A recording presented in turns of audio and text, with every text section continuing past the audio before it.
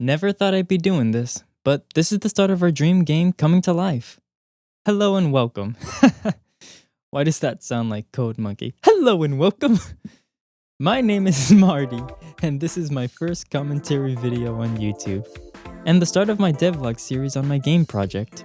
I am excited to finally be able to share with you what me and my friends plan on doing with this game, and what sort of things you'll be expecting from these devlogs. This video will cover a general overview of the type of game me and my friends are making, who's involved, our inspiration for making this game, what the combat is like, the cast of characters and story, what game engine are we using, the music, challenges we face, and the future. So, let's start how this project started. That absolutely made no sense. It all started back in 2017, when I was in high school. Me and some friends were in history class, and we had a substitute teacher who handed us a project to turn in. We needed to come up with a group name, and so we named ourselves the absolutely mature and base name of Preschool Fight Club. And we thought to ourselves, you know what? We should make a game. And you know what? It was a really good idea. Every day in history class, we came up with ideas left and right, what the game is about, what we wanted, and it was just an awesome time. So, who's making this game? Well, once again, I'm Mardy. I am currently the game developer and story developer. Also probably level designer, combat and tile set designer, and technically bootleg sprite and animation designer? To be honest, I write a lot of crap down and I come up with ideas to progress and make this game come to life. Of course, I am just one person, and thank goodness I am not making this alone. So, a good friend of mine who has his own YouTube channel, Mardy, is the greatest music producer to ever grace this planet. I highly recommend subscribing to him because he may just put out some work-in-progress soundtracks of the game. Just saying. We also technically have two artists, but since the power of time overrules us all, they've been inactive. We also have two other friends that wanted to help, but let's just say it's mostly been 3 people working on this game continuously. Me, Mardy, and his brother, who gives insightful feedback. Alright, well now that you know who's involved, let's talk about what exactly this game is and what engine we decided to go for. This game is going to be a 2D top-down turn-based JRPG that is mostly combat and story driven, just like every other game. Now, the engine I decided to pick up was Unity. There are plenty of tutorials and potential the engine offers, and at the time, the features it had was plentiful and easy to use. Except I freaking hate those set active false buttons, like bro, they never work for me. And of course, since Unity has been making themselves corporate scum, some doubt crept up to my mind, thinking all the progress I made coding the game was gonna be lost. But I'm not really here to blab about coding and how much it freaking sucks. So let's talk about some of the inspirations for making this game. The overall style of the game can be somewhat akin to games like Final Fantasy, Chrono Trigger, and Octopath Traveler. Of course, there are way more inspirations that we do take for different parts from these games. We want to have a strong and emotional gripping story with lovable characters like Undertale and Omori. The combat will have the depth of Persona and Final Fantasy. And we want the settings of the game to be unique, fun, and interesting to explore, just like Golden Sun. We want to try and capture all the great parts of these games and see what we can do with them. Now let's just hope we don't butcher it. The scope of this game is honestly huge and not easy. I am very well aware that we are definitely overscoping this game. For a handful of people to be making such an ambitious game is definitely going to be hard. But yet we want it to happen. It may take a long time, but we don't want this project to be tossed aside. Now, with all the things we're talking outside the game, let's actually start talking about the game, starting with its main cast of characters. There will be a total of 8 main playable characters, and technically 9 and some change, with all unique personalities, combat styles, and their own optional stories if you really like that character.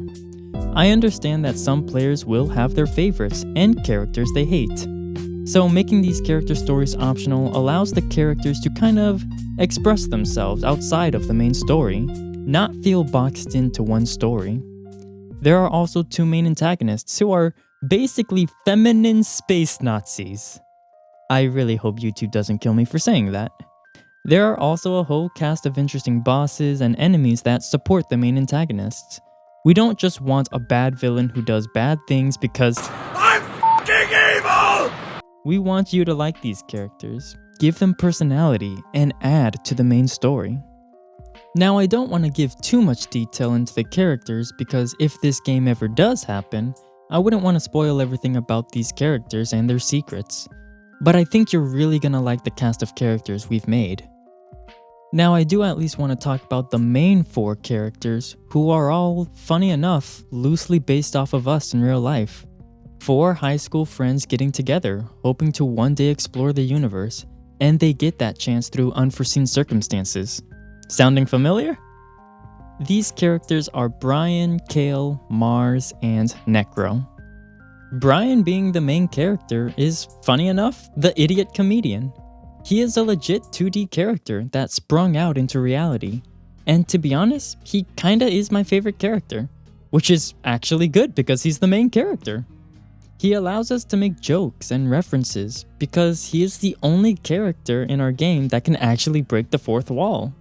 So hopefully you really like his jokes that he has to make. But if stupidity and humor isn't your thing, then maybe you'll prefer the Tony Stark of our group, Kale Canali.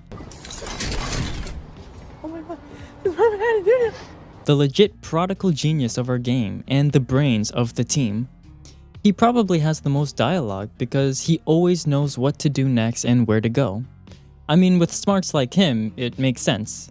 My bro is a mere human living in a reality with gods and demons, and somehow he's still able to keep up with everyone. I freaking love Kale because despite him being mature and smart, he's still a nerd that just likes to chill and be friendly.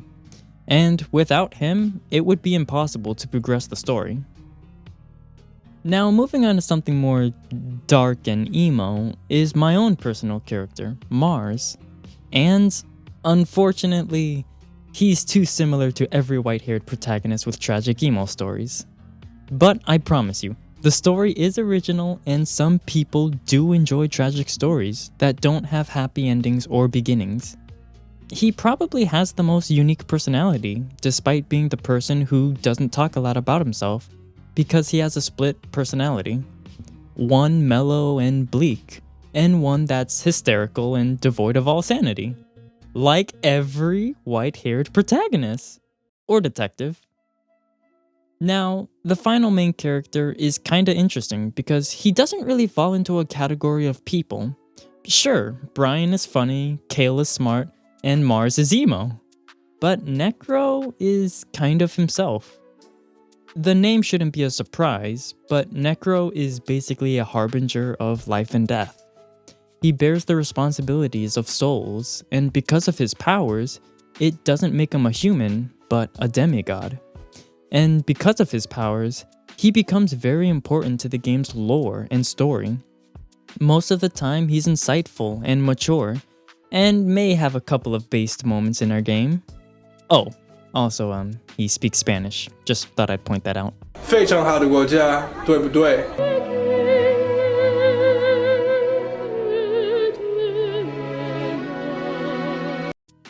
Now, what about the main villains of the game?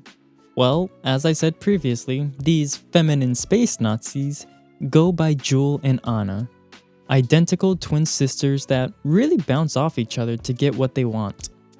I didn't want to say this, but to prevent spoilers, I'm just gonna have to say that they basically want to take over the universe. I promise that there is more to it than just that. Jewel is very militaristic and serious. She doesn't waste too much time diddle-daddling around. She's steeled her emotions to take punishment and endure difficult hardships. While her sister, on the other hand, is a complete 180, very playful, crazy, and takes things very lightly, like it's all a game. And this is something that I need to take note of this myself, but there's this thing called sympathizing for the villains, and almost every form of entertainment takes this route to give personality to its villains. They don't just want to be a villain with stupid reasons because the plot demands it. We want you to like these villains very much in the same way you like a good boss from Dark Souls or Elden Ring. I'm not saying you have to sympathize with the villains, but we want people to like them for who they are and to make them rememberable. Now as for the story, I'm not going to talk about it. I'm very pessimistic being the story developer. Not that I think what I write is bad, it's just that I don't want to reveal too much. But if I try to explain it in simple words, then it's gonna sound like a boring story. Shoot, we haven't reached that part of the video yet. If this is something that does get traction and I make a follow-up video, then maybe I'll go into more depth on the story. But for now, I think with the characters explained already, you can kind of get the feeling for the story overall. Here is what I will say about the story though. Usually when people make these types of devlogs, they have a rough start to their story. They're still making characters and fleshing out the protagonists and antagonists. But for us, we are actually 50% done with the game's story. We already know what we want, but forging the path to make it happen is the hard part. But I'll go into more detail about that later on in this video. Let's move on to something that I actually can talk about. The combat, the meat of the game, and the thing that makes our game interesting. And the thing that also is in every video game. So how do we do ours differently? Well, have you ever seen a top-down JRPG game with a depth of combat feeling like Persona, and a certain game that won't be mentioned? Well, that's going to be the depth of combat for our game. Sure, anybody can make a turn-based game.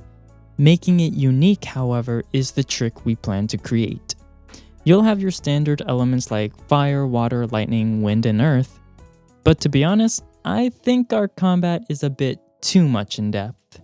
There are a total of 12 different element types. Like, bruh, that's too much. And fire is strong against water, but it's also strong against ice, but not as strong against water. And then there's the status ailments, because there's over like 20 different ones doing different things. And then there's the element reactions, which also gives it gives so much. It's a lot. But what's the TLDR? Basically, we want you to experiment and come up with your own teams and playstyles. If you're fighting enemies that are weak to fire, you could just take out the character that does water damage. But basically, that makes every other character useless and irrelevant. By giving this amount of depth to combat, it gives you more than just the simple choice. Instead of exploiting the enemy's weakness, why not use something like poison on a fire enemy, which in our game actually creates a combined reaction called gas, which spreads poison damage to all enemies? Why not instead use wind and fire to spread those flames onto nearby enemies? Or you can combine thunder and poison to create corrosion, which weakens the enemy's defense in half. Or use water and ice to freeze an enemy. This is the type of gameplay we want for our game. It's engaging and offers the players to really use whatever combination they like. And the different enemy types and factions all make the combat unique and doesn't feel copy and paste throughout the game. Imagine that one boss that's weak to thunder, and you basically use that one character that does thunder damage, and everyone else is basically meat shields for the thunder character, so it can keep spamming thunder attacks. Not really fun, right? Also, I forgot to mention that this game will feature game difficulties, and the bosses will definitely take you more than one time to beat. Now let's talk about the music, because oh my goodness, the music is freaking banger. Like, I cannot wait for a music tier list to happen for this game. The music fits so well with the settings and the environment, and playing a game without music is basically a sin. Music is supposed to be more than just background noise. It's supposed to add feelings and give a portrayal of the environment you're in, and the emotions of where you are. In fact, the music that's for our game is supposed to give clues as to what the section of the story is about. Just listen to this music that's from planet Earth. Hey, want to listen to some tunes?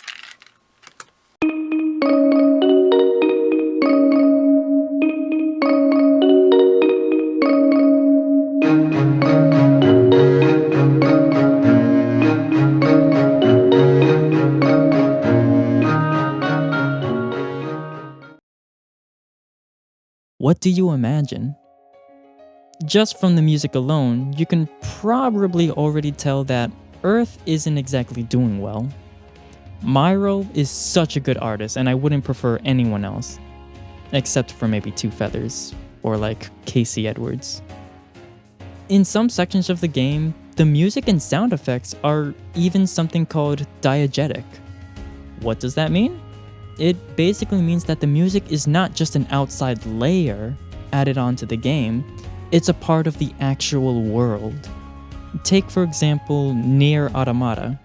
The game literally gives you game options to turn up the sound and brightness of the game. But it's not just game options. It's the actual character themselves turning up the volume and brightness to be able to see and hear. And that is a level of detail that is impressive and is definitely commendable if you could pull it off. Now, with this game being a turn-based, top-down JRPG, the art style for the game is clearly going to be pixel art. For the gameplay, that is. The actual animation and art style is a mix between anime and cartoon style. I love the cartoon looks that come from games like Sonic Mania, but keeping the same realistic looks from anime. And I think a perfect example for our art style would be something like Persona 3 and 4, where they have the looks of anime, but it isn't highly detailed or saturated. The cell shading is very minimal and simple. We aren't trying to go for a super ultra realistic game.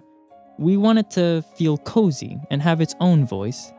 Now, I'm no artist, but unfortunately I've made sprite animations in A-Sprite, and holy flipazoiders is it time consuming and hard. Do you know how stairs work in a 2D environment? I literally needed to call a friend to my house just to see what stairs look like in 2D. Cause I for sure didn't know. This is certainly a challenge that we have to overcome, but hopefully with time, we can find the balance of what we're trying to look for. Okay, with all this talk about the story, the characters, the music, and the environment, what exactly is the setting of this game? Well, it's kind of everything. And I actually don't exaggerate when I say that. The progression in this game is the players going from planet to planet, galaxy to galaxy, exploring the universe. Usually in video games, it's just one planet with multiple biomes. And realistically, that kinda is what we plan to do with our game, just bumping it up to whole planets instead of just biomes. There are planets where it's hot and uninhabitable, or planets that are just rainforests. We even have planets that are completely covered in water, or planets that don't even have a ground surface at all. Each galaxy will feature roughly 7 to 8 planets throughout a total of 5 galaxies. Now, these aren't just planets that you'll go to and finish and never come back to. There are recurring planets and places that you will go back to, and sometimes even explore multiple times because as you progress through the game, more options become available to you. That one section that was blocked by fire or ice can now open up to a new area. Not to mention that these places will have their own side quests that you can complete in the game. So, suffice to say that there will be things to do even after you beat the game. And to be honest, I think I've covered most about what this game is about. This is our dream game, and we want to make it come to life. And honestly, I'm just here to share our experience with you all. Now you finally get to hear me ramble about all the difficulties that comes from making a game like this. It's no secret that this game isn't some simple indie game dev like Undertale, which only takes like 8 hours to beat. This is going to be a game that features high quality gameplay, fascinating settings, and a good enough story. But realistically, not every game can do that. And I do have my own doubts for something like this ambitious. Me being the story developer for this project, you've got no clue how much advanced thinking I have to do. Making a good story is probably going to be the hardest thing that I ever do. I'm working with over 10 plus characters, all with unique personalities and stories, and they all have to connect to each other, which also flows well into the main story of the game. Also, since this game has supernatural powers and our characters have anime powers, we have to be careful not to trivialize things. Why do we have to sneak around an auction house when we could just buy the item? Because our characters are millionaires. Or why go through the trouble of finding information when we have someone who can read minds or force people to talk? Keeping up with all of the character stories and making them feel relevant and interesting as the game progresses is certainly my own challenge as a writer. I'm just one person that decided to become the story writer. I'm not some godly developer like Toby Fox or Omocat. I am scared to make a story that is too easily predictable, and even if it is, then what's the whole point of playing the game if there is no payoff? Or if the game keeps throwing hints after hints, it becomes a goose chase around the whole universe and there's no real payoff. Or imagine keeping that one secret and to finally drop it, it doesn't feel satisfying. I'm learning that not every game needs to appeal to everyone. Even the best games like Persona can feel repetitive. Or maybe the story drags out too long, like in some Final Fantasy games. So I'm just trying to make sure everything makes sense and flows well. Not to mention that coding and sprites are always going to greet me. So this is pretty much all I wanted to share regarding the game. But there is still so much that I want to talk about. You as the audience can really help this game come to life. What do you think about the game? Do you think we've got a good goal? Are we overachievers? Yes! Yes! Yes. But is this something that you're looking forward to? The purpose of this video is to hopefully grow an audience. People who want to know more about our project and could even help us out, if possible in the future. Just viewing this video honestly helps us gain recognition. I don't know how well this video will do, but thank you. Even if it's just one person, or 10 people, or maybe 100.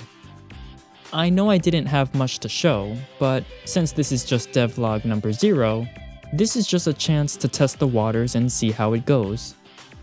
I hope not to take too long for the next devlogs. It would suck that I make this video and 8 months pass and nothing has changed. And now I've built this potential audience for nothing. My plan is to be active and interact with you all if possible. If you have any questions for this game, I actually look forward to seeing what you have to say. Thank you all for watching, and I'll see you in the next devlog.